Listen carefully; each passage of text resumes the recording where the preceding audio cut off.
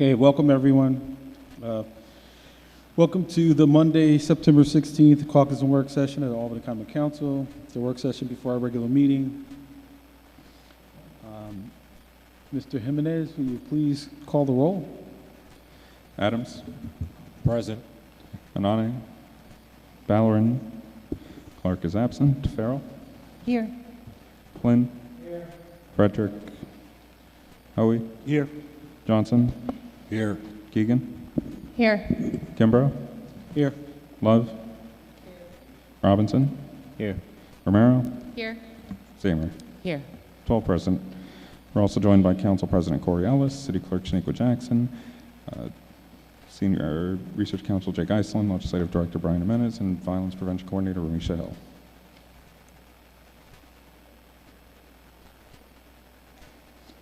Thank you, Mr. Jimenez. Okay, then to the agenda for approval of minutes.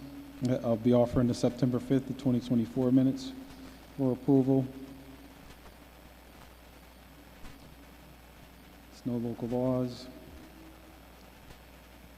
no ordinances.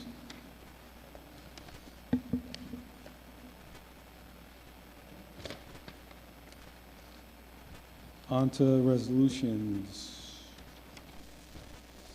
Introduced. Resolution by Mr. Ballerin, 102-92-24R. It's a resolution of council authorizing the execution of a franchise agreement with Spectrum Northeast LLC. It's referral to the PEG ad hoc committee.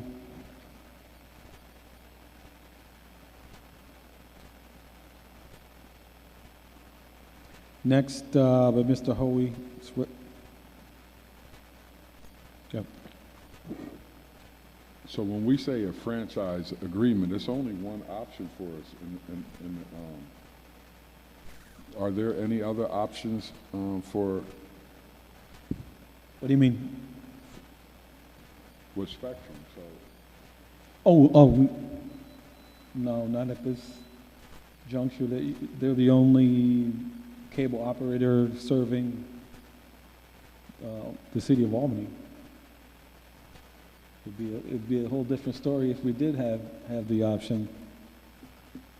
And over the years, we've had this discussion, and Verizon won't come into the city, which is, I think, problematic. But it will at least give us another option.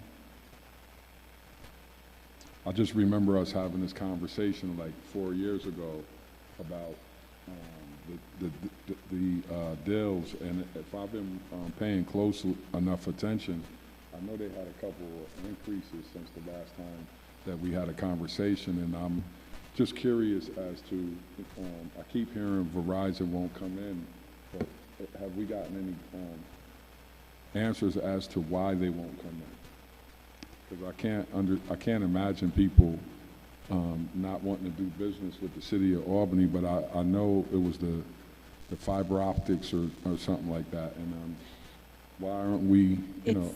Yeah, it's a big infrastructure installation for them because it's a completely different cable. So they either have to put it in the ground. It's usually something that's in the ground. So they have not had any interest in putting it into any urban area. Unfortunately, I agree, it's problematic. Right, and we were having those discussions back when we were talking about the poles for the LED lights and whatnot, and making that a part of the conversation with Verizon, because they utilize some of the pole space here in the city. But the city doesn't own all the poles, but we own enough of them. I think that it could be a part of the conversation. Mr. Hoey. Yeah, and I remember reading somewhere that Verizon wanted to be part of the franchise. Can we offer more than one franchisee the opportunity to serve the city of Albany? That's the way we could get some competition. I don't know if our council could look into that for us, because this isn't up yet. This is just going to go to committee, right? Yes. So this would be the time to really follow through and see, you know, because I know when Verizon came in with the 5G, I think the question was brought up because The 5G has fiber optics going to it, and they're almost on every street now. So I'm pretty sure that there is fiber out there.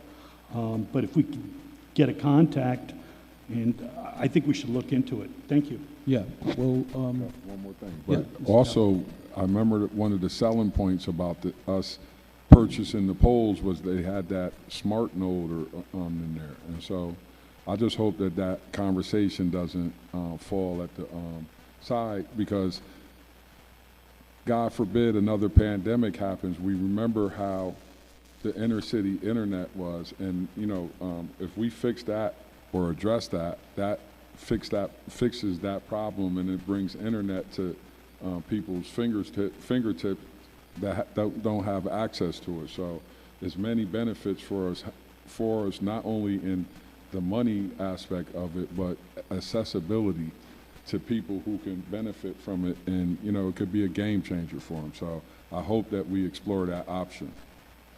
Kelly, can I follow up on that? yeah, Mr. Hoey. And, Can you open that door? Councilmember Johnson brings up a good point about, I know when I started getting internet from Spectrum, it was $40 a month, and I'm paying $80 a month now. So in the last 4 years, it's doubled. And there is no competition. There's no way we can control it because it's unregulated. So yeah, I think we really need to look at it. Right, and if we could have either our research council or legislative director run down some information on this stuff, we'll be having those conversations. There's supposed to be, or there will be, Spectrum representatives in attendance at that meeting, so there'd be a chance to have that conversation. So bear that in mind. Okay, next under resolutions introduced, Mr. Hoey, Resolution 103-9224R is the resolution of the council appointing the members to the Violence Prevention Task Force. Kelly, I got a question on that. Should we read off the names so people know who's going to be on it, or? Yeah, you Okay. yeah. No, it makes sense, and all of those folks that are being added to the task force have been in our meetings over the course of the last few meetings to introduce themselves to us. So they've all come before us before we add them to the task force. So, do you want to say anything else about that, Mr. Hoey? No, I can just talk about the first meetings tomorrow, and how important it is, where the location's going to be, to talk about how Ramesha's put this together. I'll just have a few brief comments before we vote. Yep, all right. So, with that, moving on, the next resolution is Mr. Ballerin. I'm not sure he's back with us yet. Yeah. Okay, if not, then Ms. Romero, will you take that? Oh, okay, all right, okay.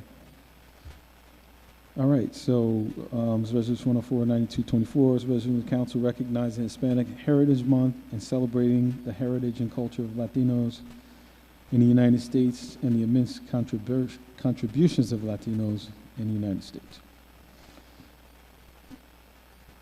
Mr. Ballerin will be introing that. We're all listed as co-sponsors on that. We'll be voting on that.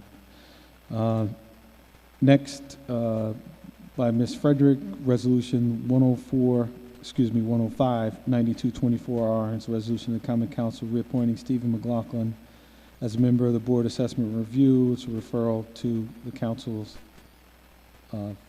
Finance Committee. Okay. And then new resolution will be adding by majority consent. It's Resolution 106-9224R by Mr. Clark, Mr. Ballard, and Ms. Farrell. It's in relation to the Denker Village Tenants Union. It's in support of them and their request for a meeting with Cass Hill Development, the developer that purchased that apartment complex. And I don't know if members got a chance to take a look at the actual resolution. That rent increase is like insane. And so it kind of smacks of Bleecker Terrace. It's kind of something they did up there, which we don't support. We support our tenants. So we'll be moving forward with that. All members want to be co-sponsors on that, correct? Okay, so we'll all be co-sponsors on that. And we'll be moving ahead with that.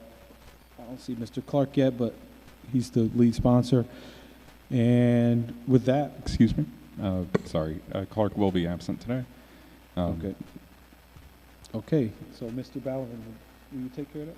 Or Ms. Farrell? You or Ms. Farrell? Ms. Farrell, will you take care of it? Thank you. And with that, I'll turn it over to you, Ms. Farrell. Thank you so much. I'm not sure if anybody else has gotten outreach from residents of Avala Retirement Community. However, I wanted to kind of share, I have and Councilmember Kimbrough has, and I just wanted to kind of share some of the background with it so that in case anybody does get outreach, you know exactly what's happening with it.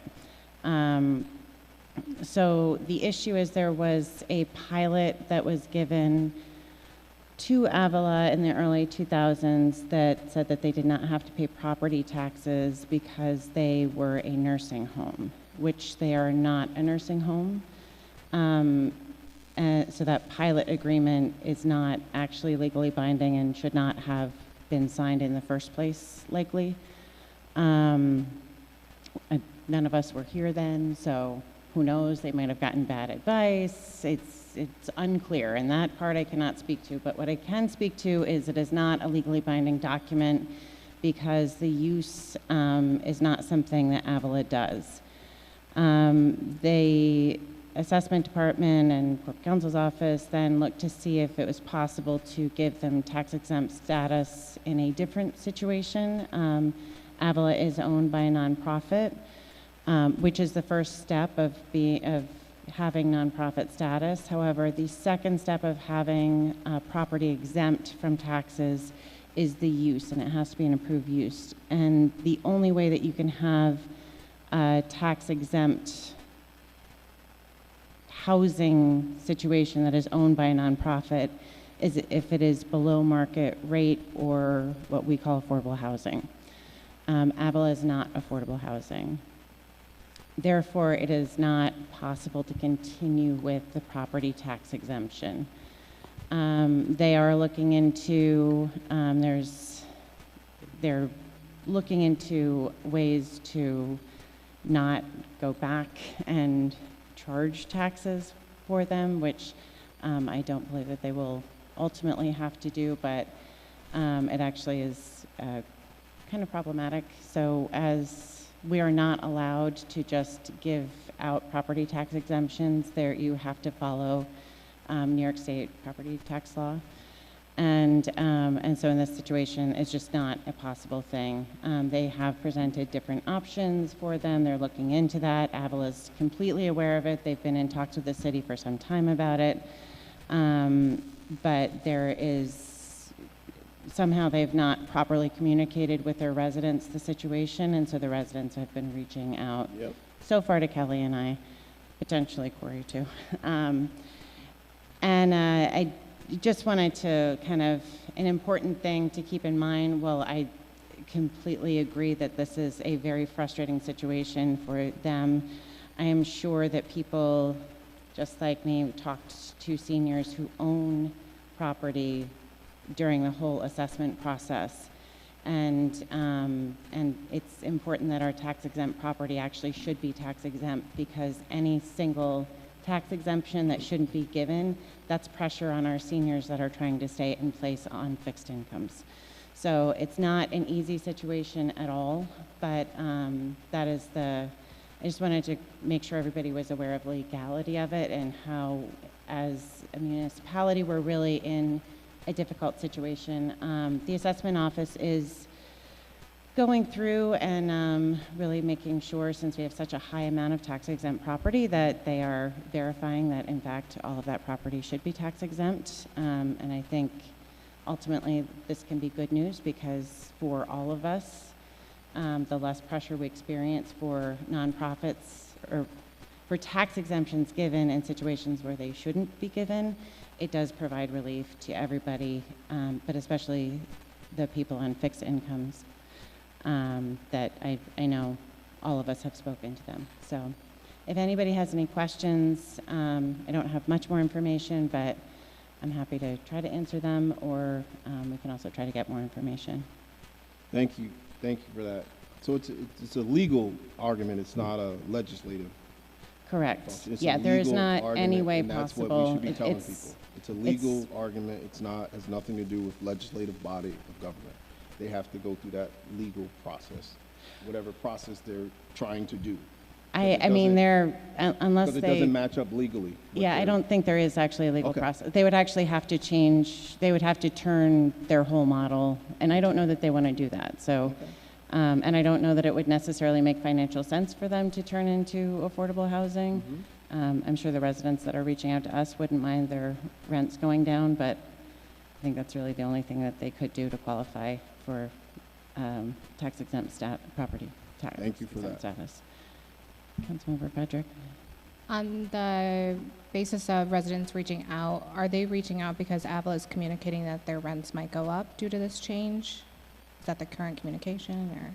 I don't know why they're reaching out. I'm guessing that there is someone that is saying that to that, or there is something that is being communicated to them from Avala. I'm really not sure. Okay. That's not something that's really being shared in the outreach. It's just concern about property taxes. Okay. And wanting, they're under the impression that that the city of Albany is just wanting to charge taxes and it has the ability to just make the choice to not charge taxes, which is not the case. Got So they're definitely being given flawed information, whoever is communicating to them, but it's also, I'm really not sure how they're getting their information or who's communicating with them. And I have a letter that I'm just fact checking and making sure it's okay. So for anybody that's getting outreach, we'll have like a model letter that you can use to respond. Thank you.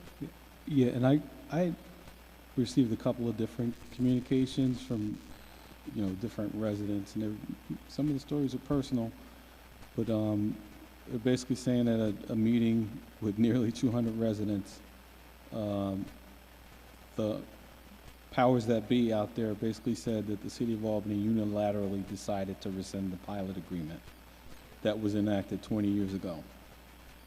So, which was improper, but yeah, I can share this. I'll share this with you all so you can see it. But I think it's misinformation, and they're kind of writing. They have a letter writing campaign going on based on this information. So, yeah.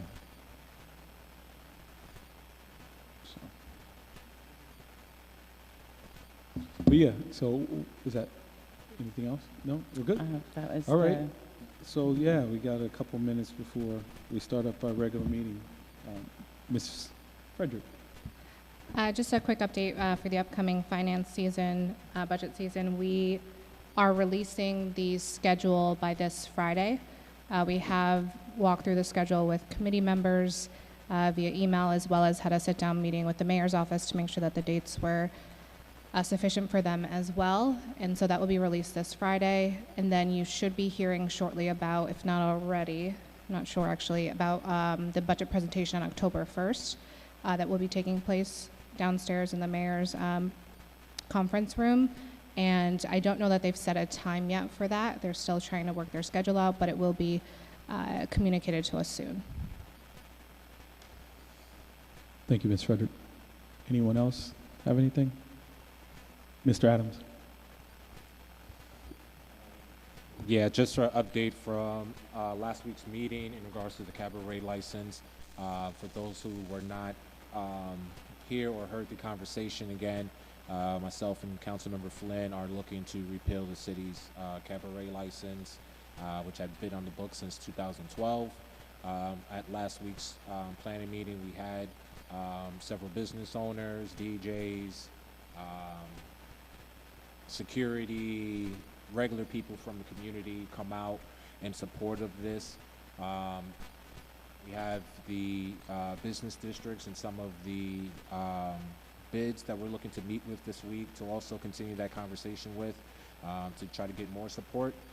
But if anyone here has any concerns in regards to the repeal, just, please let us know what your concerns are. That way, as we're moving forward with having more conversations, we can try to address those early on to make sure that this process goes smoothly. So just wanted to let people know that we both are open-eared, and just wanted to make sure that we're relaying information as we're receiving it.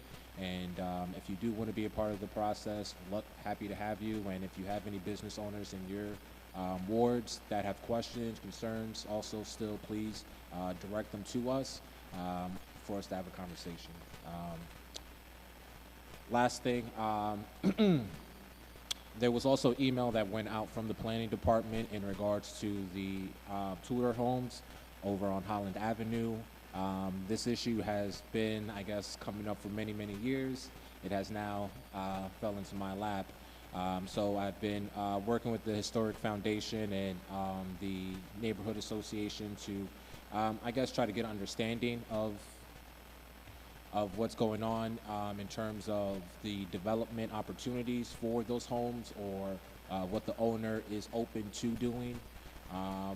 Some conversations have been had, but obviously from the email that you received, the homes were approved to be added to the historic list, local level. They are working to try to get this moved to the state national listing.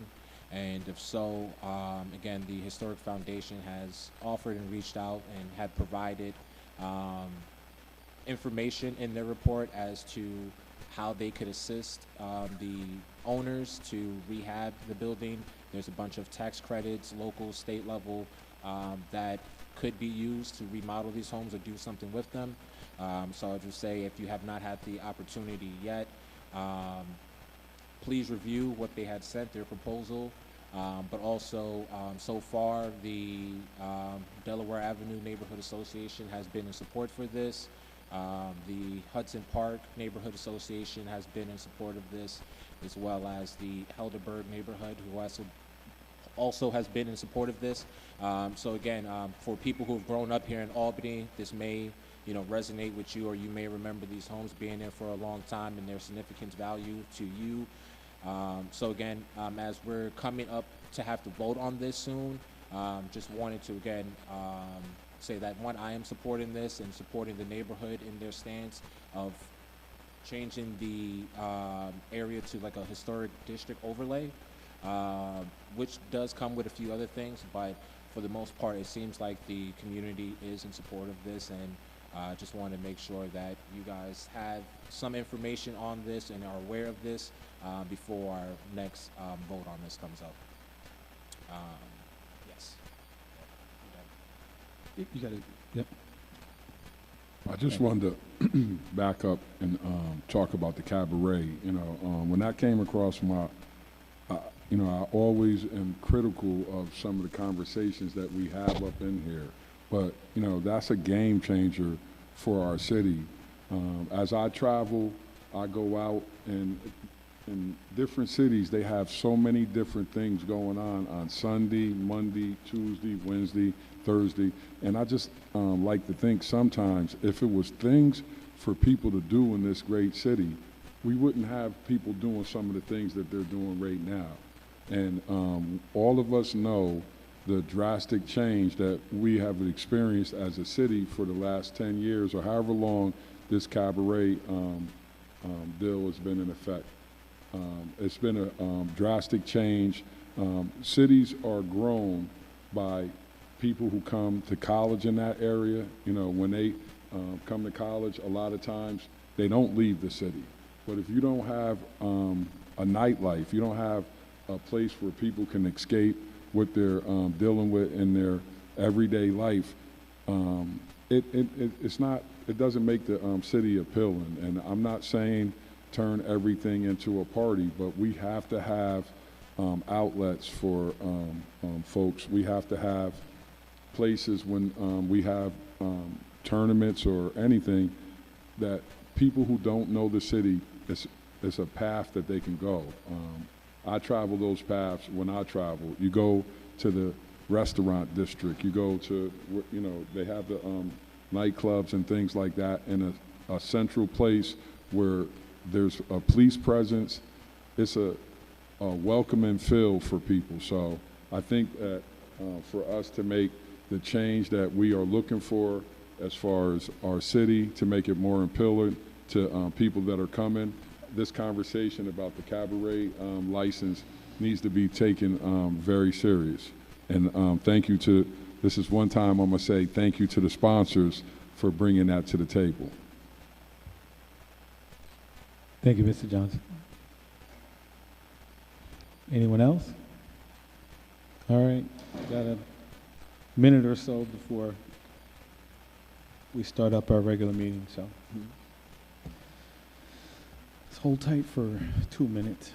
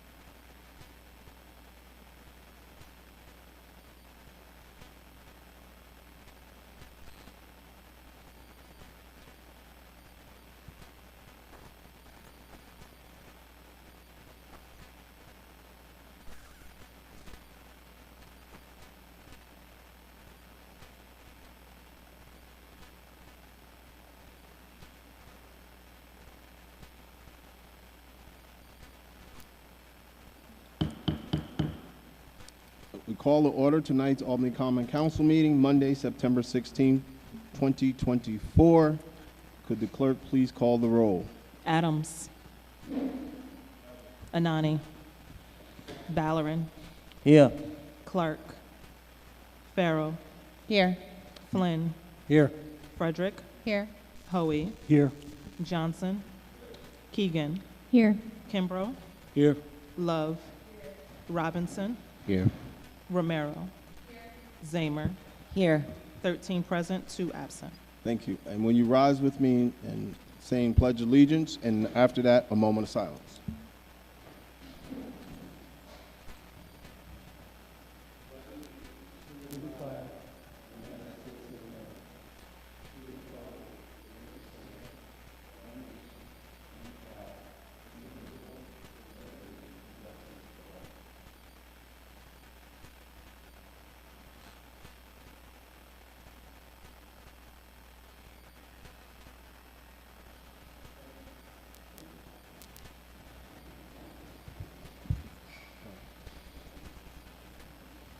Mr. Nani is present. Thank you, Mr. Nani. Now we move on to public comment period. Public comment period, you have 5 minutes to speak upon any subject matter and issue you wish to speak upon. At that time, council members cannot and will not answer your statements. It is not that time for them to do that. So just address to the body. And when you come, please state your name and address for the record. When the light turns green, you can begin your remarks. When it turns yellow, that means you have 1 minute remaining. And when it turns red, please complete your comments. Once again, during this public comment period, council members cannot respond to your statements. If they choose to do so, they may do so at a later portion in the agenda. That being said, can the clerk please call the first speaker? Marlon Anderson. Marlon Anderson. Keith Irish.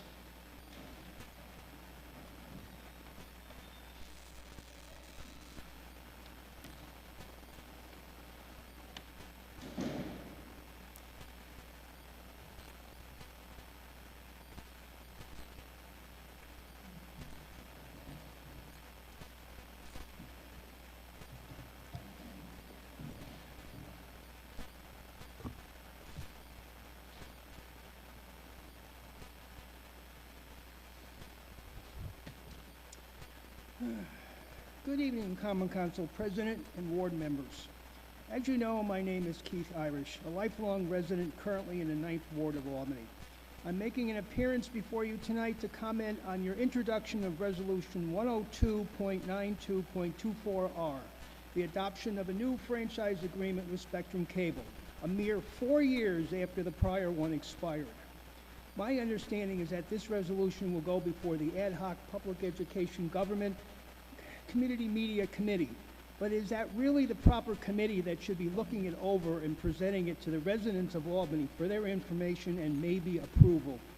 The Ad Hoc Committee was set up to look into issues related to Albany's community media cable channels, usually referred to as Channel Albany, but actually consists of 3 different channels.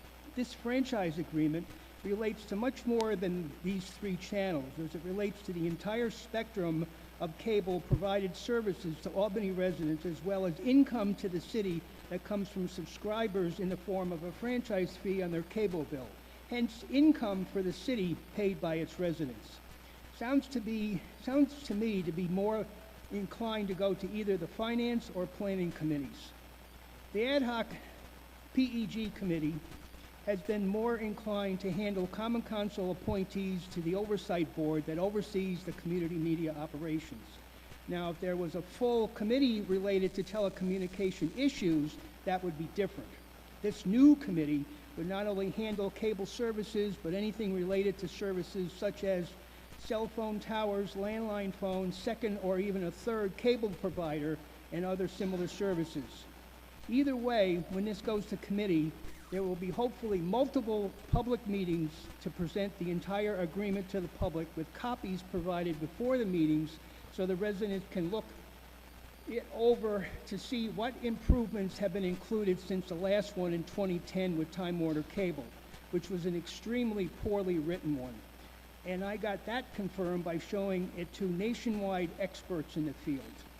If I remember correctly, back when it was made known that a new agreement was being worked on, the public was supposed to be included in this, but I'm not aware of any public meetings on this subject. I will say, though, that the Corporation Counsel lawyer involved with the talks actually came to me, yes, me, and asked me what should be in that it wasn't. I'm not aware of anyone from the Common Council or even the PEG Access Oversight Board being involved publicly. When these public meetings are held, I hope all 16 of you are actually attend to be better educated on the workings of a cable franchise agreement and what these services can and should provide to the residents of Albany that have been deprived of all these years, as well as thinking well into the future. Albany deserves a first-class community operation, something not being provided for years and years, as well as it being operated in-house and not paying Schenectady to provide services that would have been paid for by now to purchase the overdue and needed hardware and software, as well as an additional operating funding for a multi-person staff instead of one part-time person that has many other priorities than working in the production studio. Lack of open access hours and lack of events in Albany being covered is disgraceful. The studio location also needs to be moved out of the Albany Library basement so the public actually knows where it is and has better access to it to create their own productions. It's also time for you to start working on reducing the size of the PEG Oversight Board by removing 4 of the 11 positions, all being the dead weight and no longer needed stakeholders. They can always be community partners, but not voting members. I look forward to the upcoming discussion meetings and your attendance at them. Thank you for your time. I still have time, so I'm going to talk. Well, you got 30 seconds. Yes, I see.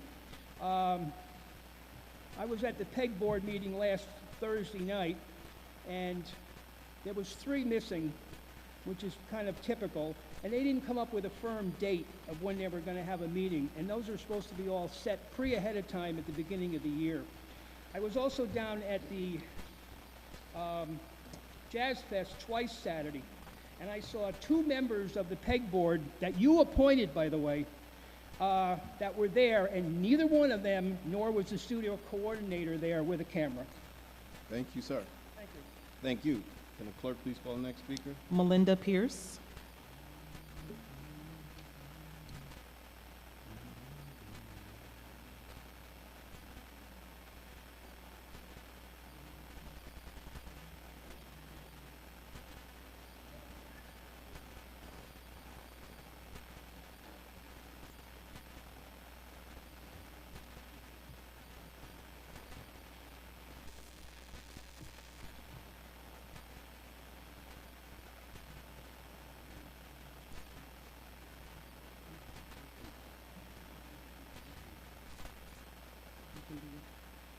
Go ahead, ma'am.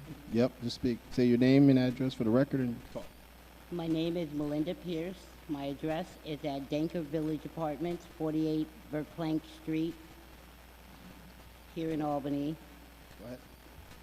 I'm here to request a resolution to have the owners and management of Denker Village Apartment recognize the tenants union that we formed and meet with us to discuss the various problems that we're having, which are stabilizing the rent increases in accordance with the new law, the good cause law that was signed into effect July 5th of this year. They have been ignoring that law and have been raising rents at 60, 70% increases, which is unfair to the tenants that are there. We have issues with maintenance and various issues that we need to speak directly to management and the owners. They refuse to meet with us. We've had rallies. They've locked us out of their office and pretended they weren't there. Phone conversations or messages are never returned, or we're told we'll look into it. Nothing happens. So we're hoping that this council can at least enact a resolution that will have our councilman, Mr. E. Hyde Clark. We would like him to sponsor that and help us to negotiate with management for fair living conditions. Thank you. Thank you. Thank you. Clerk, call next speaker. Ganuk Kim.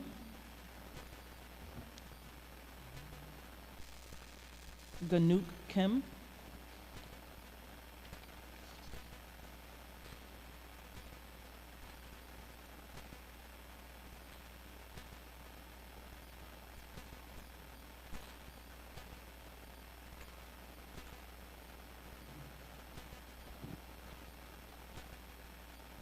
State your name and address and speak.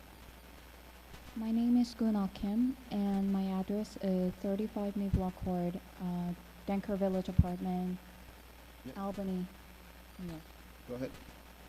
Hello, my name is Gunal Kim, and I'm here to represent, I assume, some of the international students residing at Denker Village Apartment whose concern raised due to the surprising and appalling increase of rent in this year, even after the good cost law being effective.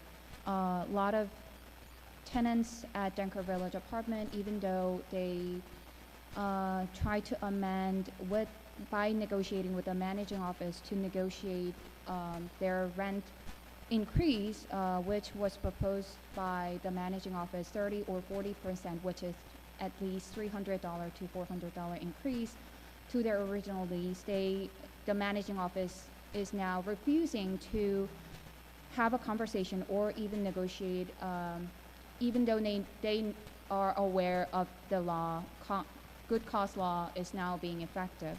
The method of their communication is refusing by locking their door or not returning to tenants' request, or even further, they are enforcing tenants to move out if they are not signing to the new increased lease, which is not following the good cause law. So I am here to strongly urge to Common Council to support our Denker Village Apartment Union so that the management feel the needs and necessity to have a direct conversation with us, and also manage the rent fee following the fair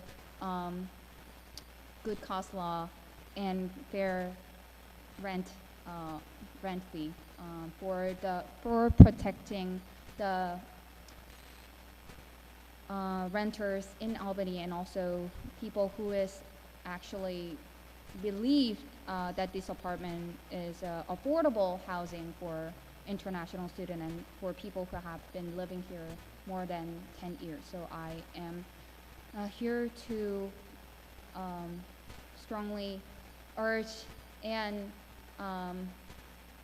find the support from Common Council so that we can enforce the managing office to have a direct conversation and resolve this matter. Thank you. Thank you. And the clerk will call the next speaker. Sir Drum.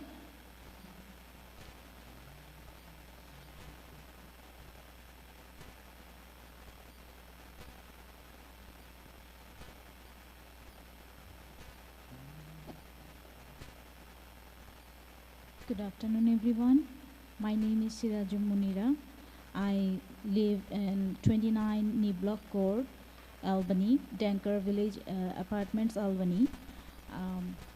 Today I am here to share my experience with my apartment management with me, and to request some support from the council that I'm an international student here, staying with my family of 4 members. I have 2 daughters who are going to the Albany district schools, and recently I got the rent increase of up to $250 what I have been paying for last year. So since my lease has expired on July 31st, and the good cause eviction law has passed on July 5th, they are still not giving me the new rent according to the law, because they are saying that this time the rent increase is based on the current market price, and they're not giving me any baseline that how they are deciding this market price, how they are, I asked them that how are you deciding this market price based on that, even though the apartment conditions are not the same, even in the Danker village apartments, then what is the base of changing the market, comparing the market price? They didn't give me any enough answer for that, and reasonable answer for that. And also I wanted to meet them with an attorney so that I can, my attorney can help me in terms of the laws and regulations that I can follow and they should follow. They are still ignoring me, not giving me any specific date to meet them. And right now my lease has already expired on July 31st, and I did not sign the new lease with the extreme increase of the rent. So me and my family with the minors, we are spending our days in fear and frustration that maybe in any time we are going to get the eviction notice from the management. So right now, what I want to request to the Common Council that you support us, the tenants of the Danker Village Apartments, to push the management to really directly talk to the the union that we have formed and discuss with us, negotiate with us that what we want. Thank you. Thank you. And the clerk, please call the next speaker. Robin Alexander.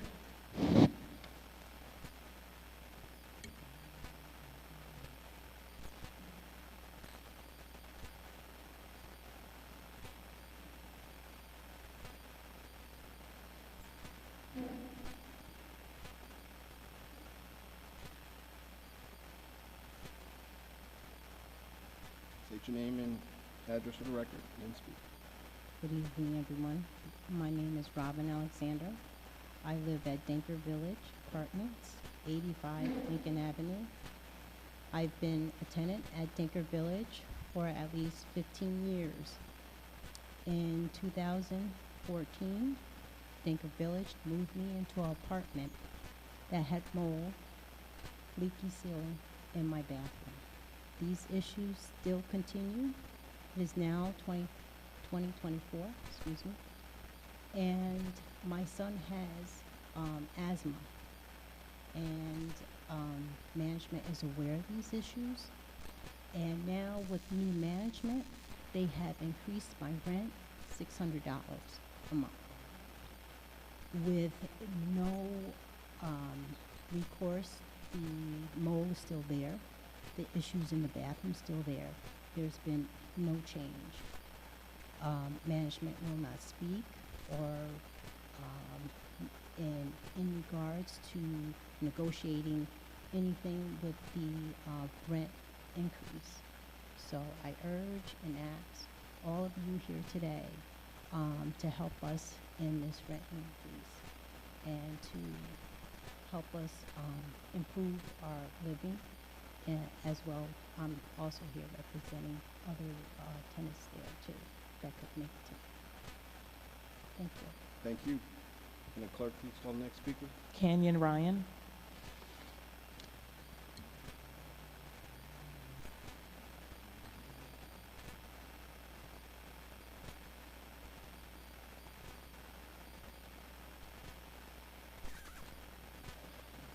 Hello, my name is Canyon Ryan. I am a resident of Albany and live at 25 North Pine, Albany 12203. It's a beautiful apartment, even though the landlord's selling it right after I got non-renewed out of my last apartment by a corporate landlord.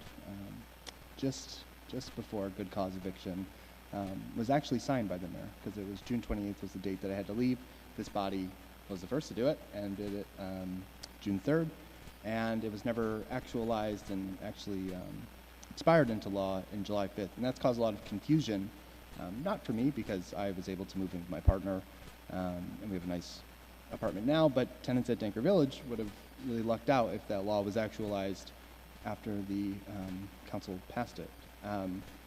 And that's really the biggest problem here. We're really excited to see that the council introduced, or may introduce, has a resolution draft proposed, calling on the management at Denker Village Cass Hill development to meet with these tenants, because this is a huge complex of 222 units, and they formed a tenant union because of egregious rent increases that were taking effect in the early spring and summer of this year.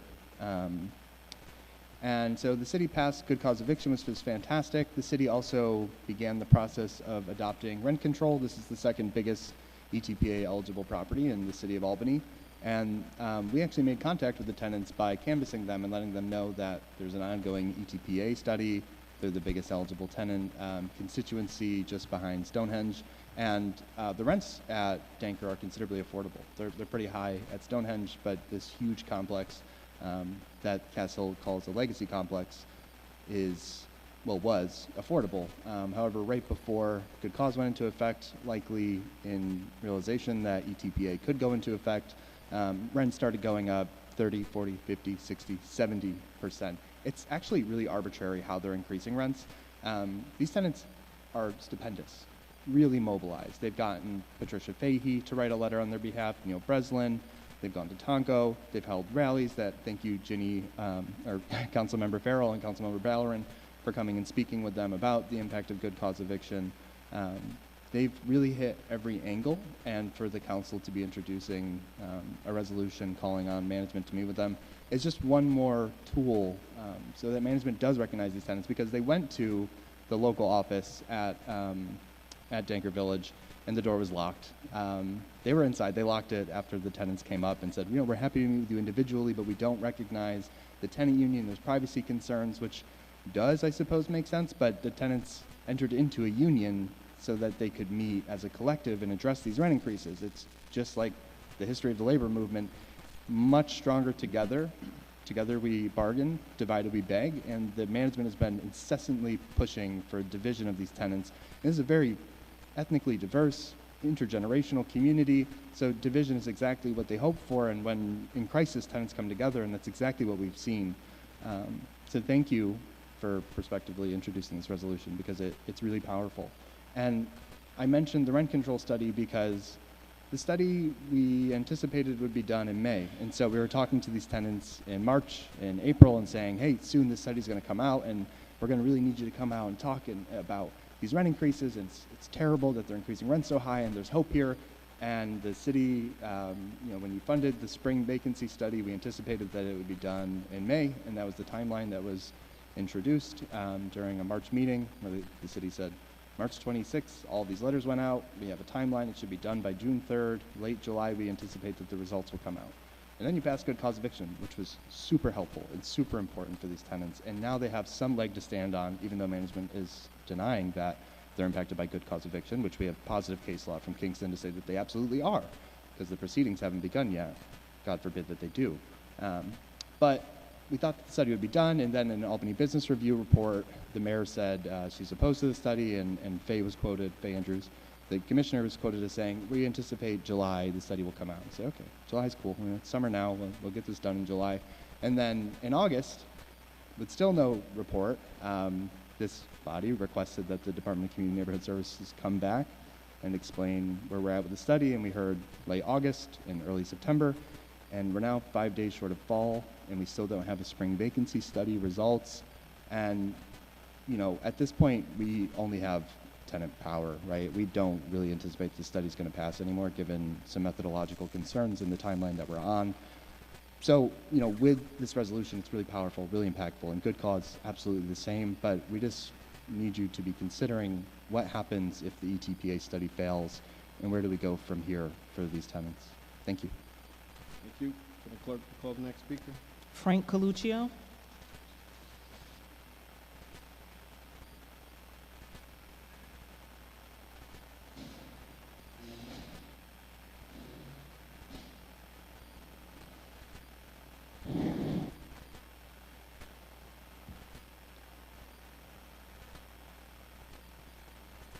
What, your name, sir, and your address? And Hi, my name is Frank Coluccio. I live on 1 O'Connell Street in Albany. I've been there since 1982. I'm here for wondering why I cannot get my street paved. Potholes there. Since 82 to 93, working constructions, I used to fill up my truck with soil, stones, and fill up the potholes. And I've done it for a while. I'm 68 years old. I don't want to do that anymore. The street is paved, but it's all peeling up. And I just don't understand why I have to come here to get something done. I've spoken with Sonia Fredericks, I believe. I had called 3 years ago, around October, to see do something, to have something done, and it was too late in the season. I call in January. They tell me that they have all their schedule lined up to get the streets done, and my street is not on that schedule. The last time they were down there, did some work, was in 2004. Now, I'm here hopefully that you can hear what I'm saying, and they say the squeaky wheel gets the oil. I want some oil. That's it, I'm done. thank you, Mr. Coluccio. Point of information, can you repeat the address?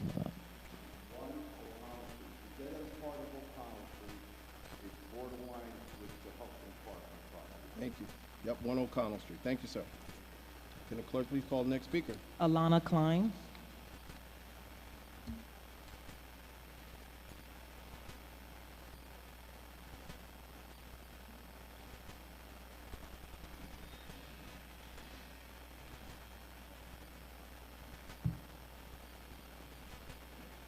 Hey, it's good to be back. My name is Alana Klein. I'm currently at 214 J Street. Used to live in the 9th, now I'm in the 6th. Most of you know me. For those who don't, I came to these meetings, I think I made every one from mid-2017 to late 2019, but I've been having some health issues. I was diagnosed with leukemia in 2019. That's been in remission 5.5 years. 2021, I was diagnosed with Parkinson's, and for those of you who didn't know, I suffered with alcoholism, but I've been sober for a little over a year.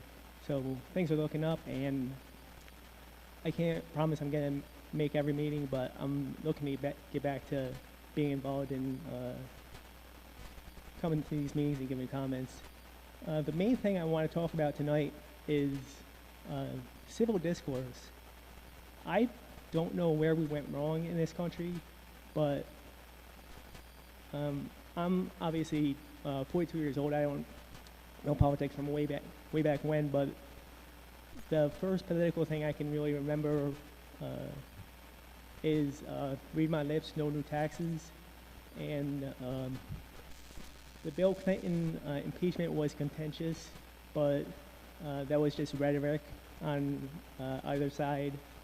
People had their opinions about George Bush and the war in Iraq and Afghanistan, but again, that was just rhetoric, and no one really took action.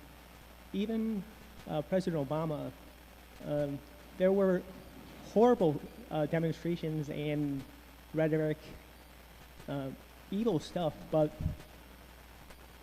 it really has only taken action these last couple of years, and I just think we need to get back to talking with each other when we disagree, or if there's a dispute about facts. I just think it's absolutely horrible in this country, and I'm not saying anyone here is doing that, but just overall in the country, those of you who know me know I vehemently disagree with basically everything that former President Trump stands for, but I would never take a pot shot at the guy when he's playing golf or when he's giving a speech. And I just need to lend my voice as loud as it can be in this chamber, because we just need to get back to civil discourse and just talk and listen to each other. I guess that's it. Boycott the NRA, Black Lives Matter, Assalamu alaikum. Thank you, and welcome back. Can the clerk please read call the next speaker? El Shaddai Van Holsen.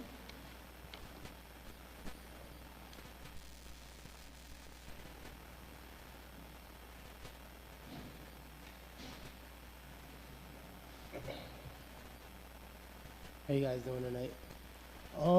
I just came, I guess this is kind of a lighthearted topic compared to some of the other ones, but the other week I was at Bleecker Stadium filming a Pee Wee football game. Can you state your name and address for the record? El Shaddai Van Hosen, 73 North Pearl Street. It's my first time. So yeah, I was at the Bleecker Stadium filming a Pee Wee football game, and the state of Bleecker Stadium is embarrassing, I want to say. Me personally, I was able to grow up and, you know, have a positive effect, I would say, on our community. I know a couple of your councilmen here, my uncle right here. He was the one who advised me to come here and bring this issue up here. And when I look back at maybe some of the things that differentiated me to some of my family members even, I would say a big thing was sports. And I was lucky enough to grow up in East Greenbush programs.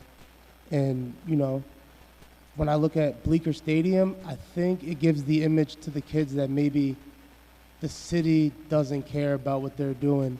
And on the field, when I'm looking at the Albany football team, I still see like the coaches being good mentors for the kids, the cheerleader program, and them having good mentors. And I know what that leads to, like building forward. So I guess, you know, I called my uncle privately, and I also talked to the leader of Park and Recs over there. And I asked him, like, what can I do to, I don't know, bring attention to this?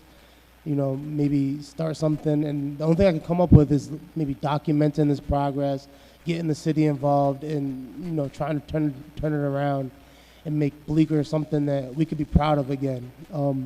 I'm a Van Hosen, a multiple generation Albany citizen, and I grew up listening to my uncles talk about some of the legends we had play sports at Bleecker Stadium and some of the parks.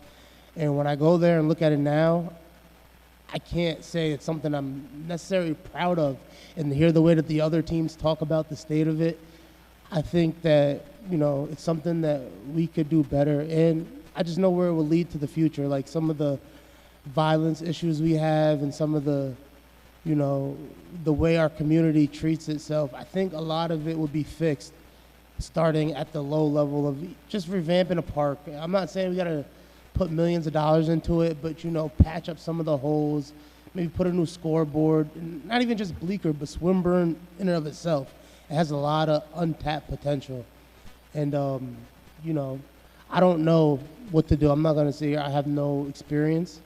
Like I said, I got this idea from my uncle, and I'm just trying to do my due diligence as a community member and put the best foot forward.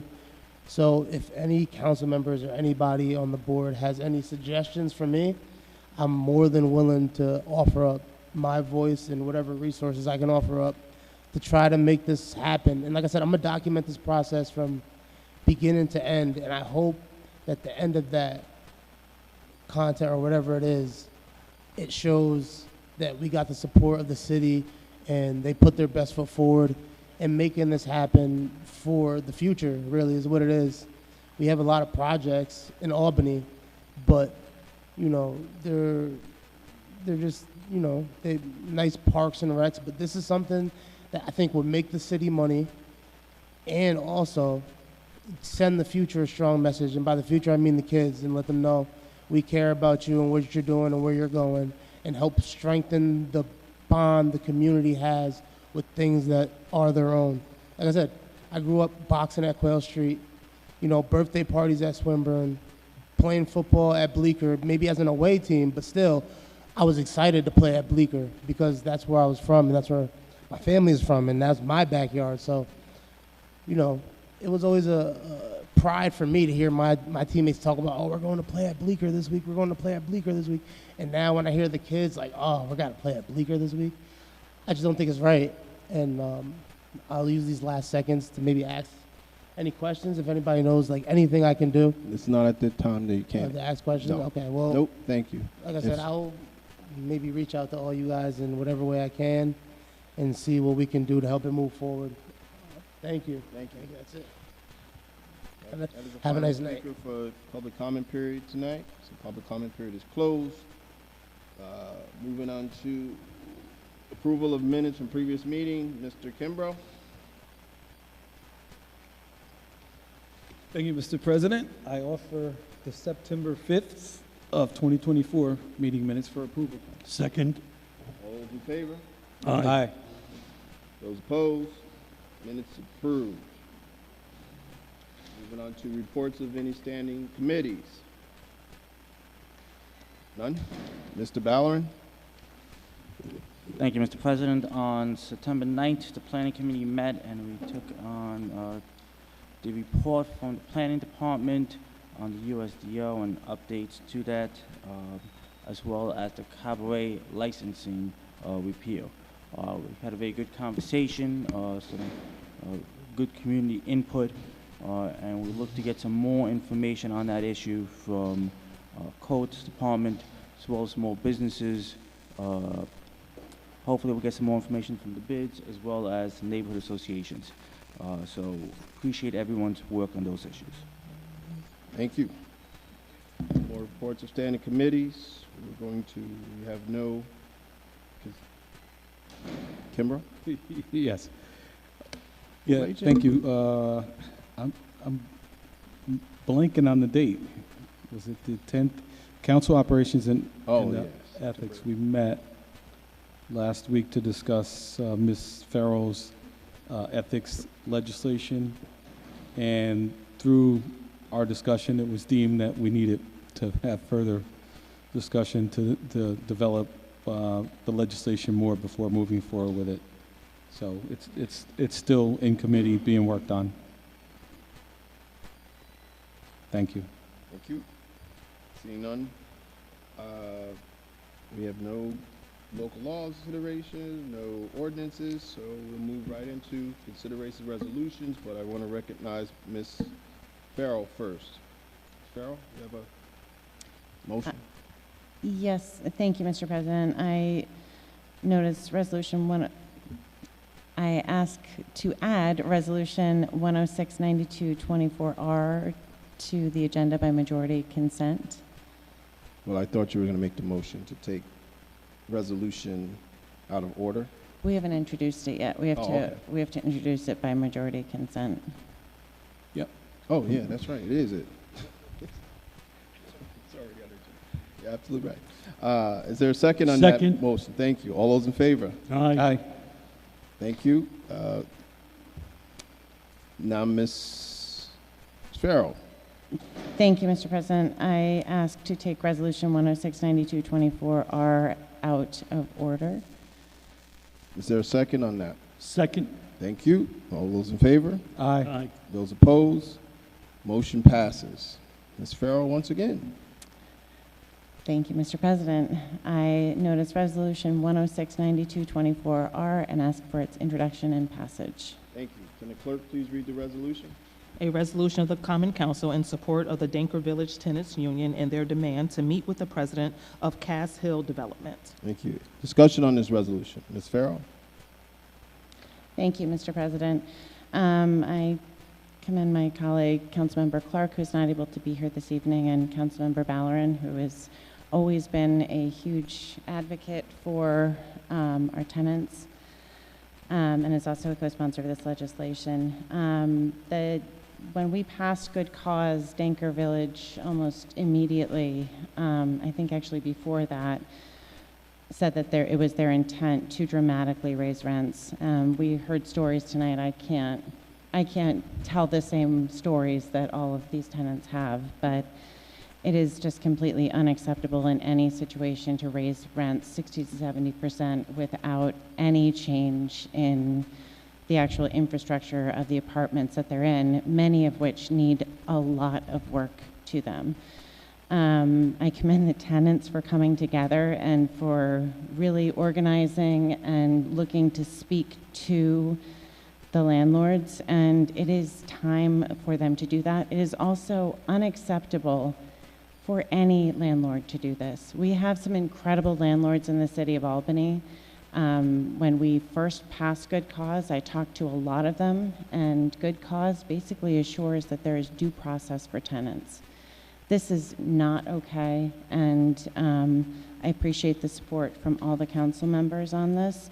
And I also, I really hope that Cass Hill development will do better, because the residents in Danker Village do not deserve this, and nor does anyone. And I'm hoping that no other landlords decide to take this egregious tactic, because it is unacceptable. Thank you. Mr. Ballard? Thank you, Mr. President. So I want to thank my colleague, Councilmember Clark, for putting this forward, as well as Councilwoman Phil, who's also a sponsor on this. This is in Councilmember Clark's district, so I appreciate his leadership on this. I also want to thank all the tenants that organized to really make sure their voices are heard, and United Tenants that's been working with them to make sure that they know what their rights and their obligations are. And this group has met their obligation. I was in the unique position to work with a similar situation with Bleecker Terrace, where we had Good Cause. And what Good Cause did, it gave the tenants the leverage to get management to the table. And once we lost Good Cause, management didn't answer our phone calls, all our emails. So I'm hoping that now that we have Good Cause back on the books, the management in this case will come to the table, because that's what the tenants are asking for right now. They're asking for management to sit with them and review their leases. Look, good cause has it in there. We passed it, we supported it. 8.5% plus inflation, that's roughly 8.3%. So it does not mean no rent increase, it means a fair rent increase. If management has put improvements into these units, or has put improvements into the complex, which is commonly shared, then bring those numbers to the table. And let's have open and honest conversations. And let's do something that's fair. And I'm gonna take off my common council hat and I'm gonna put on my landlord hat. Something you guys don't see too often. It is good business. It is good business to sit down with good tenants that are paying you rent on time, that are doing everything you can ask for, that are following your lease. It is good business. It is a good business decision to sit down with them and come out with an agreement versus going to court, going to have legal expenses, and have to possibly be the case that legitimizes good cause in the state. That is not good business. It is a good business move to get in the room and sit in the table and come up with what is fair. That's good business. That makes sense. That keeps everything flowing. That allows you to continue to keep your tenants, keep your business moving forward, as well as not be the case that is define good cause. I have a feeling this would be a case that would define the rights of good cause. So let me just, I think it's important because the goal is to get, for me the goal is to get people in the room sitting and having real fair conversations and do what's good for business, but also what's good for tenants. So let me take that hat off and put back my council's hat back on and say, this is why we passed good cause. This is why we fought so hard for all these years. So that when individuals want to raise rents 50, 60% with no justification given, we have laws in place that say, you've got to be fair. You've got to be fair. And 8.3%, that's fair. That can be justified.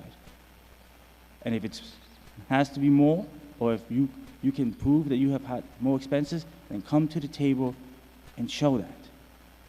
But 60%, I find it hard to be able to justify a 60% increase, especially when you're dividing any investment that you've put into it by 222 units. 222 units.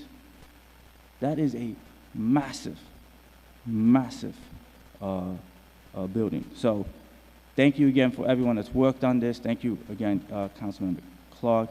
And again, you know, the tenants, because you're the one that's risking your livelihood. You're the ones that are putting yourself out there. Thank you for having the courage to do that. And I know that's not easy. Mr. Johnson? Thank you. As I listen tonight, you know, I can't help to think about my own experience as a renter. You know, you hear it said it's a seller's market or it's a buyer's market. Right now, it's a landlord's market, and they got unlimited control over our livelihoods. We talk about good cause, right? And it's unfortunate. In order for a good cause to be enforced, you really have to be getting evicted. You have to go to court. And really, the conversation that we should be having is, what is the city's attorneys doing to support good cause in the courts? Where is the muscle coming from from this administration. It's one thing to pass it, but then now we have to get it respected in the courts. So, you know, I say that because I was in the courts and I thought good cause was going to help me out, and it didn't help me out.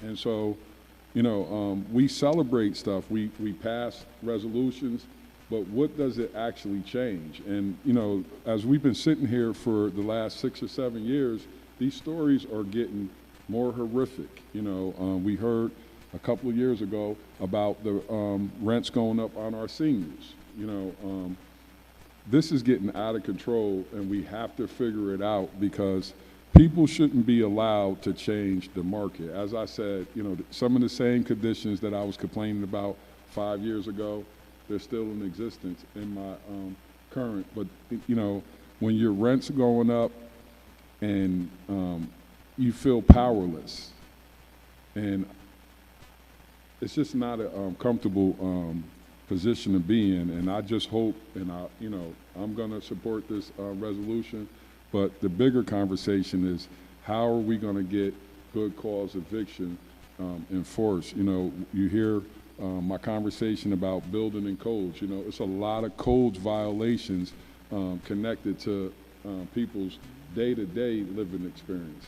You know, forget month to month. And I think it's an opportunity, it's a space for something to be done in that direction to help people in this situation, because like we have to be able to tie people's hands from being able to continuously collect rents and not do their part. So I say that the conversation really needs to get behind good cause eviction in the courts, because that's where you're going to have to go to get the support that resolution can provide you. And it's unfortunate because no one wants to go to court, because it's no 100%. So I thank Councilman Clark for bringing this up, and I will be supporting it. Thank you. Ms. Romero? Just really briefly, I know a lot of us were invited to the Dinker Village tenant press conference, and I was out of town, but I would have stood with these folks, and I really first wanted to thank all the people that came and spoke out. It's really scary to come to a council meeting and maybe talk about something you feel strongly about, especially when it's against your powerful landlords. So I really appreciate everyone that came, and thank you for taking the time and for sharing your story with us. I'm really appalled that 222 people are potentially at risk of displacement without any fruitful conversation. And Councilmember Ballerin is right, is that this is exactly why we passed good cause, so that there are laws on the books that protect tenants against 50 or 70% rent increases.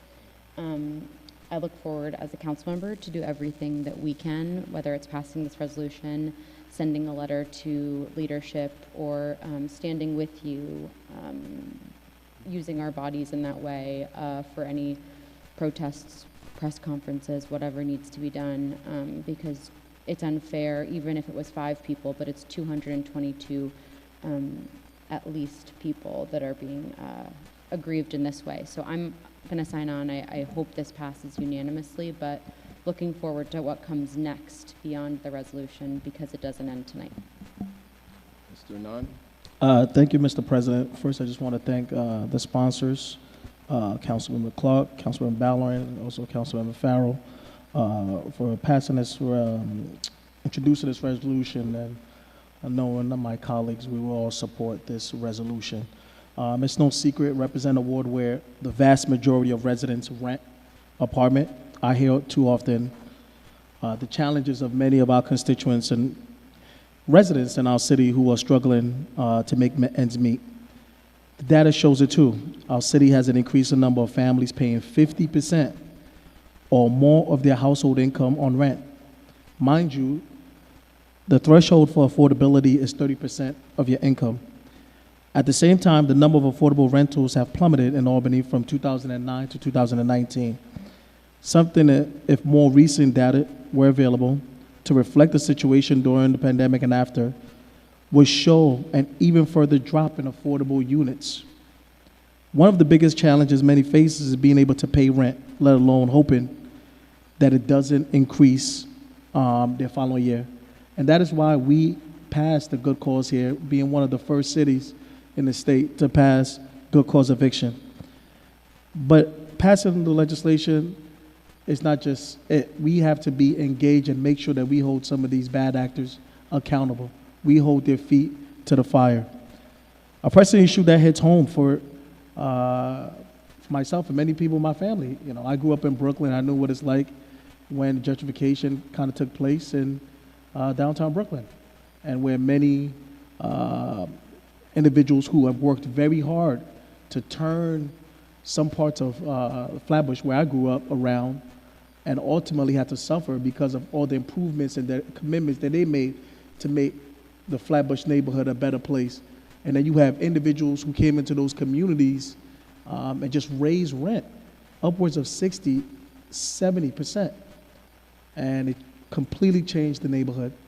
And as someone who experienced that in Brooklyn, I want to make sure that doesn't happen here in our capital city. So I want to commend the legal aid and everyone who's involved in making sure that tenants have a right. You know, very too often these individuals, particularly landlords, they're in the business of making profit. But we believe that people over profit. And again, I want to thank my colleagues for supporting this, and we're going to stand with you today, next month, and forever. Because again, the people organized and united will always win. Thank you. Thank you. That being said, can the clerk please call the roll?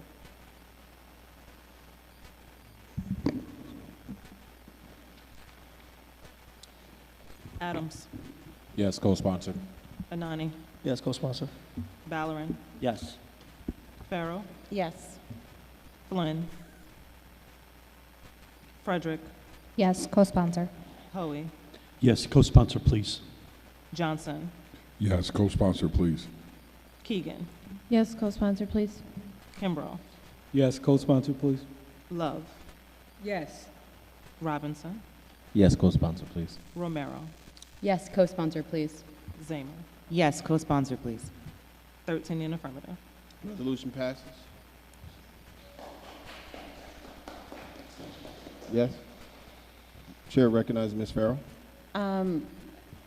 For any council members or tenants that might be willing, we could take a picture. It's an unusual thing to take a picture after a resolution, but I think that it might be helpful for the tenants to have people sit down with them. So people are willing. I'm down. Doing my campaign to the governor. Come on, man. I got a call. Oh.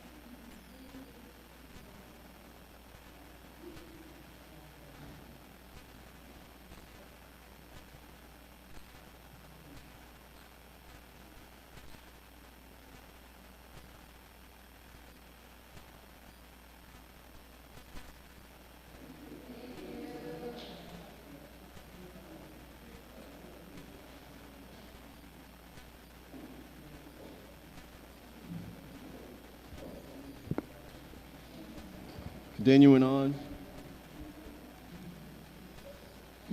with resolutions introduced.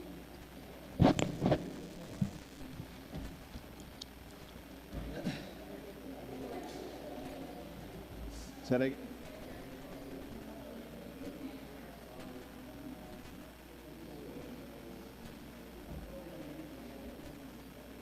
so we're good.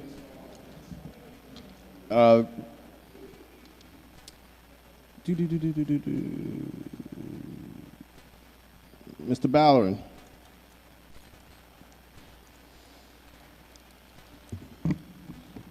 Thank you, Mr. President. I ask that Resolution 102-92-24R be introduced. Thank you.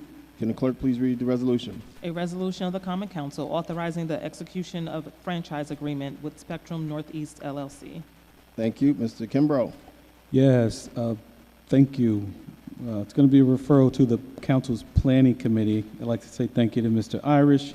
In our last discussions around polls, smart nodes, and the like, and contracts with cell phone companies, we did that in our planning committee. So, and being consistent with that, we'll send it to planning. Thank you. Continue on, Mr. Hoey. Thank you, Mr. President. I notice Resolution 103-92.24R and ask for its passage on a roll call vote. Thank you. Can the clerk please read the resolution? A resolution of the Common Council appointing members to the Violence Prevention Task Force. Any discussion on this resolution? Mr. Hoey?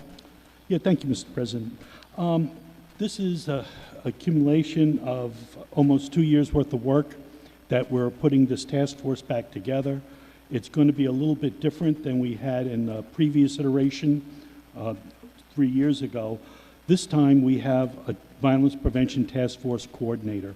This person will be responsible for making sure the meetings take place, making sure that the subcommittees that the working groups that we are forming meet and record, and that we move forward with the goal of the Violence Prevention Task Force to come up with a report in the spring that we can implement for the summer of 2025.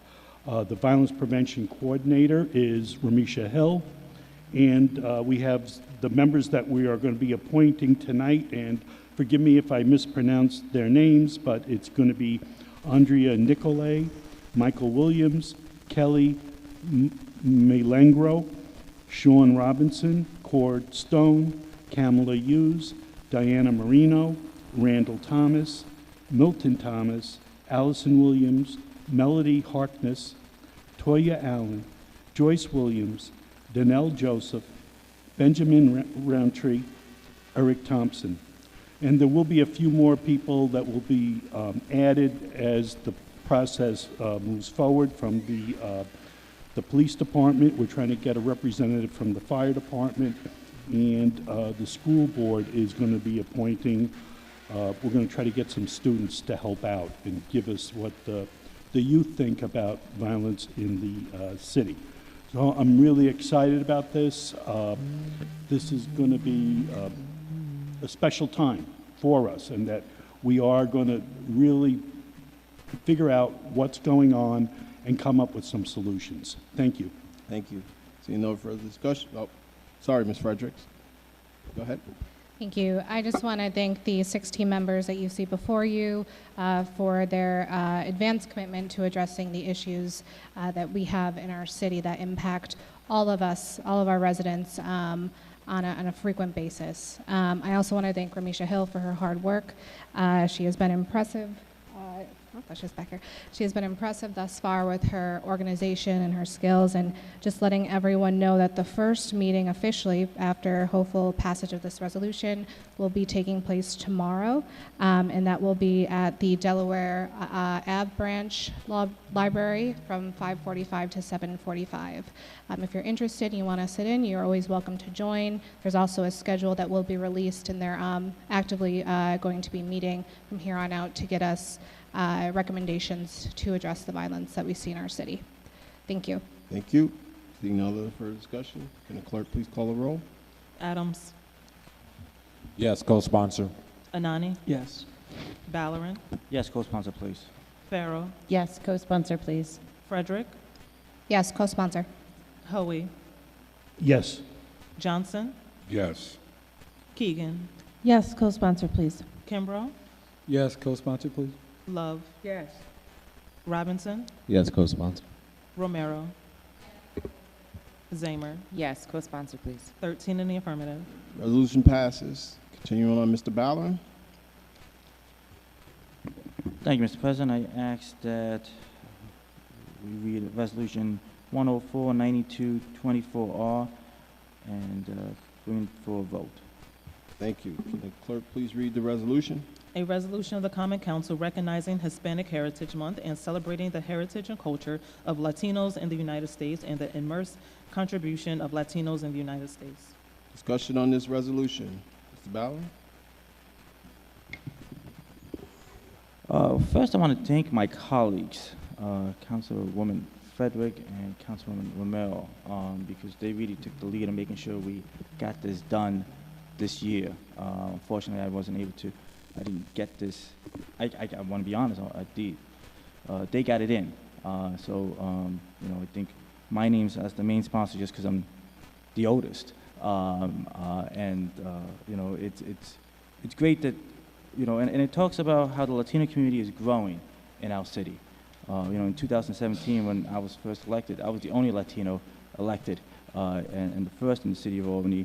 And then 2 years later, Sonia joined us, and she was the youngest Latina to ever be elected in Albany County.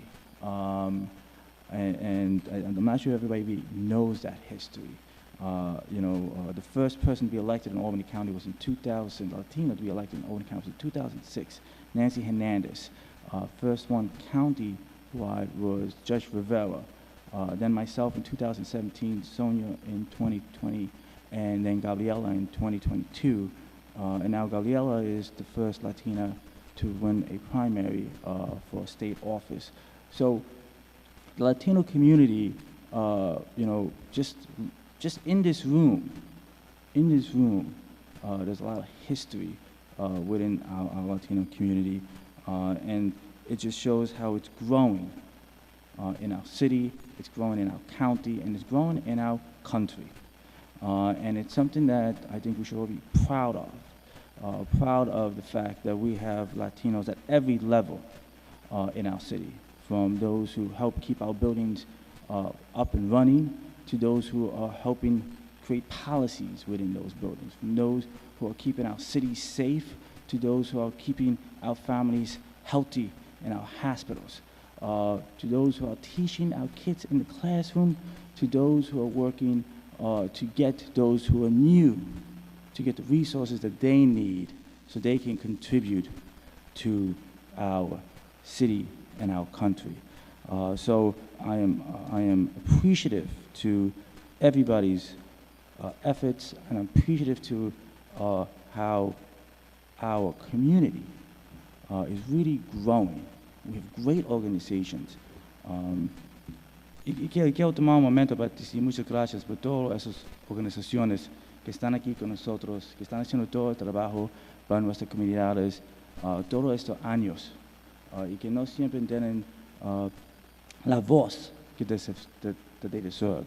I want to thank all the community organizations that have been working for decades for the Latino community and for our city as a whole. These organizations were clinics during the pandemic. They've been working with our communities. They've been working to make sure to get the English that people need to learn to be able to be fruitful members. And even this just past weekend, I really got to enjoy the event that was put on at the International School for our newcomers population, and those kids that are going to be our future residents, those kids that are going to be our future taxpayers, those kids that are going to keep our economy growing. And I think it's important, as we celebrate Hispanic heritage, we celebrate the music, we celebrate the food, we celebrate the art, we celebrate the culture, but more importantly, we celebrate the contribution that the community brings to us, and how it makes our city a better place, and how it makes our country a better place for all of us. So thank you again to my colleagues who really, helped get this helped made sure we got this done this year. Ms. Frederick? Thank you. Thank you, Councilmember Ballerin. Thank you, Councilmember Romero, and thank you all my colleagues for supporting this resolution. Our Latino culture comes in all shapes and sizes. We are from all different countries. Some of us are fluent, some of us are not. We're all different colors, all different backgrounds. However, we are all strong and we're all united, and we're proud of who we are. So during this month, I encourage everyone to continue to study on the history of Hispanic Heritage Month and the culture. Even myself being a Latina, there's a lot that I don't know that I'm learning as I get older in life. So encourage those to look into educational materials and also frequent our small businesses that we have here in our neighborhoods. A lot of vibrant opportunities for you to take part in. Also, as part of that, I just want to shout out one event that's forthcoming to keep on everyone's agenda. Capital District Latinos is having their 2024 Hispanic Heritage Month celebration on October 13th from 12 to 1 at Capital District Latinos. So please come out and support, and thank you for your support on this resolution. Thank you. Ms. Romero. Thank you, Mr. President. I got kind of choked up there, Councilmember Ballerin, when you were speaking Spanish and talking about firsts. I didn't realize that between us. And the thing about firsts is that it comes with a lot of expectations and intensity and weight, and how proud I'm sure our parents and our family must be to see us in this way as first. And I'm getting choked up now thinking about it because I know personally that my parents came here from New York City, but my grandparents were all in Puerto Rico, and my mom never lets me forget how proud she is of me as a Latina being a first in this way, not only on the council, but next year as well. So thank you for noting that. I didn't realize it, and it's really cool. But another part of this resolution is honoring some of the organizations that do really incredible work for the Latino community in the city of Albany. We have with us tonight in chambers Rosa from Ibero with some members of her team. We have Dan from RISE, Mickey Jimenez from CDL was supposed to make it tonight as well, in addition to Lauren from the Immigration Law Clinic at Albany Law School. All different organizations, but doing really incredible work with limited funds and waking up every day, literally saving lives, housing people, providing translation services, and especially doing so under the weight of political pressures and intensities. And as a sanctuary city in Albany, we're so proud of the work that our partners are doing. We have individual resolutions to honor the folks that are here tonight, but there's so much more than just a hug and a resolution that we want to tell you all to thank you that you wake up every day doing this work for those members of the Latino community. So thank you for being here, and hope to have unanimous support on this resolution as we honor Hispanic Heritage Month, which goes from September 15th to October 15th. Thank you. No further discussions. Everyone is co-sponsor on this resolution, so we'll take a voice vote. All those in favor? Aye. Thank you. Resolution passes. Continue moving on. I mean, this is y'all game. Y'all got to tell me. Please come up, guys. Yeah.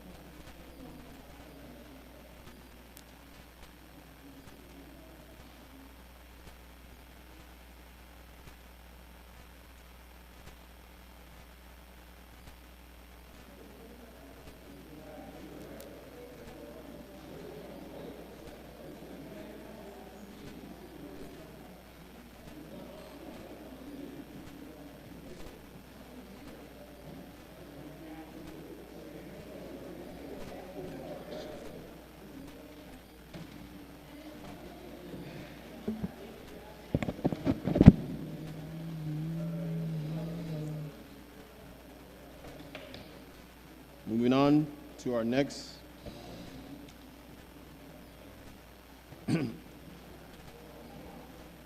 continuing on with resolutions introduced. Oh, there she is. Sorry, I'll wait for you, Ms. Franko.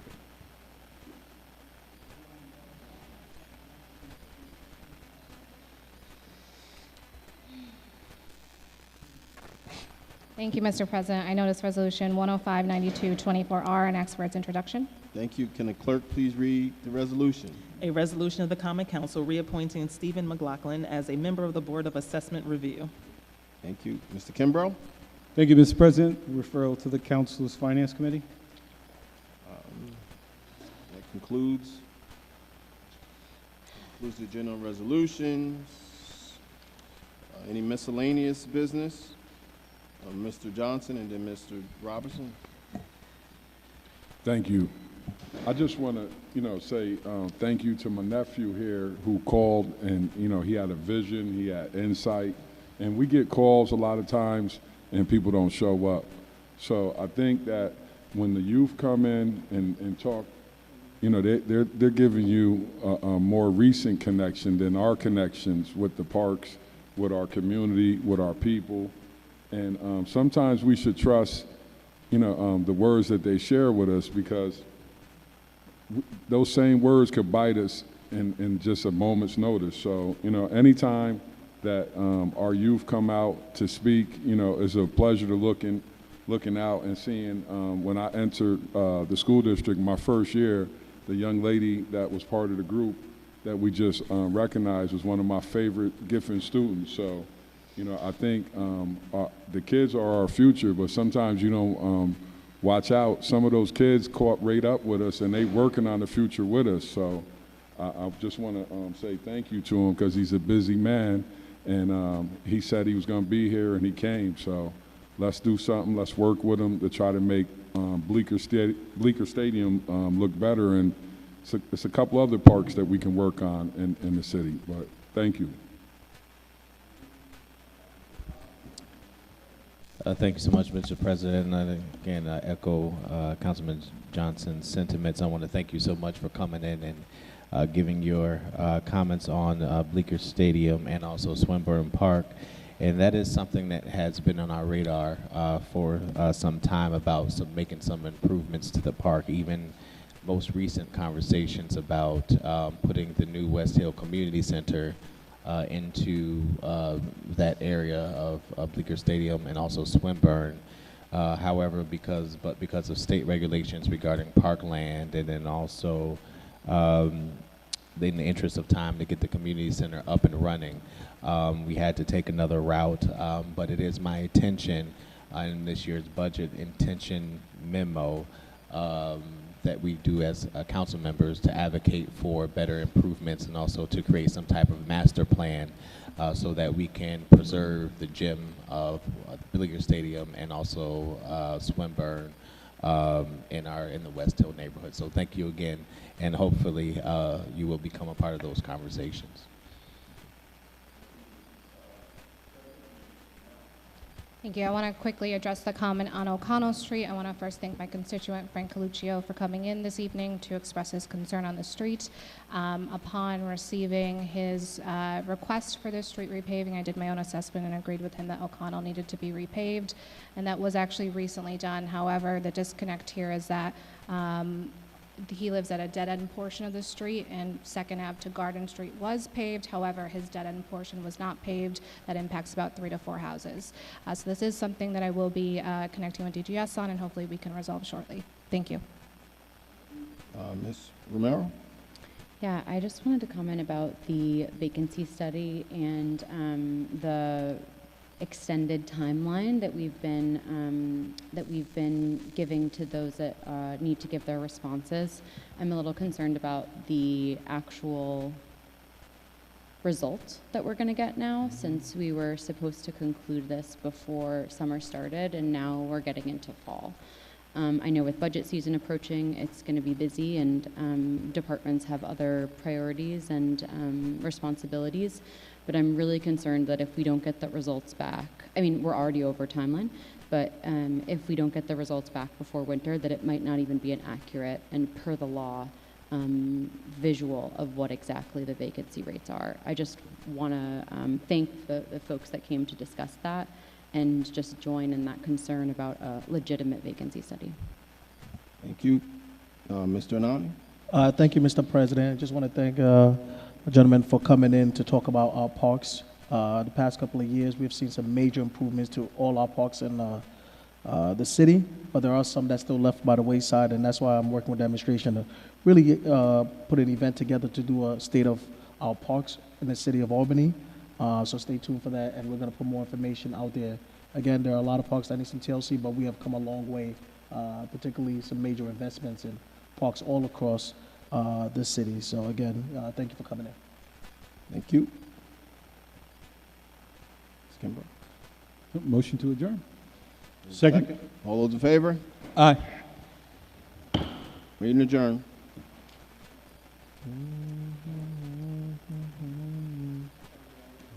You did?